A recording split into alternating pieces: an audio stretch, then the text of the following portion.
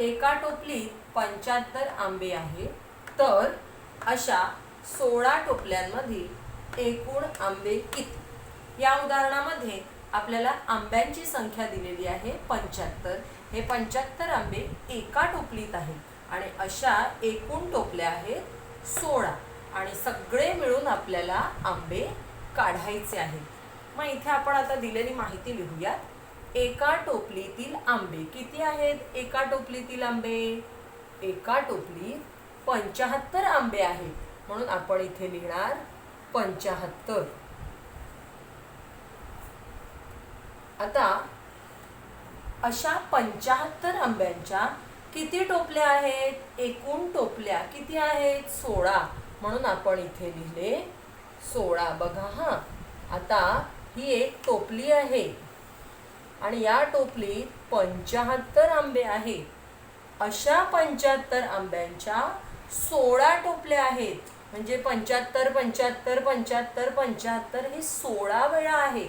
म्हणजेच एका संख्येची आपण पुन्हा पुन्हा इथे बेरीज करणार आहोत, म्हणजेच गुणाकार.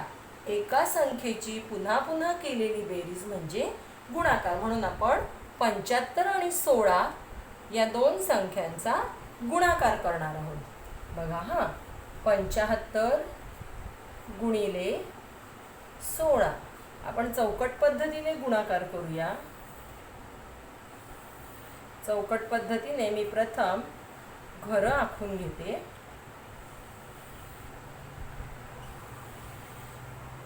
आता 75 आहे तिथे, म्हणून आपण त्याचा विस्तार करणार आहोत. 7 दशक 70 5 एकक. 16 मध्ये 1 दशक 10 आणि 6 एकक. प्रथम 70 आणि 10चा गुणाकार करूया. 1 0 2 0 म्हणून लिहिले 2 0. 7 एके 7. आता 10चा पाढा 5 पर्यंत. 10 पाचे 50. आता आपण 10 ने गुणून झाले. आता आपण 6 ने गुणणार आहोत. 70 गुणिले 6. हा 70 वरचा 1 0 म्हणून इथे लिहिले 0 आणि 6चा पाढा 7 पर्यंत. 6 साते 42 आणि इथे आता आपण ह्या 5 ला 6 ने गुणणार आहोत. 6 पाचे 30. आता काय करणार आपण? ह्या चारही संख्यांची बेरीज करणार आहोत.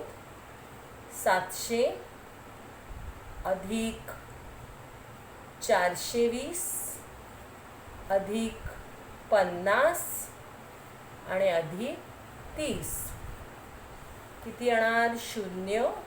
5 ने 3 8 आणि 2 10चा 0. हातचा आला 1.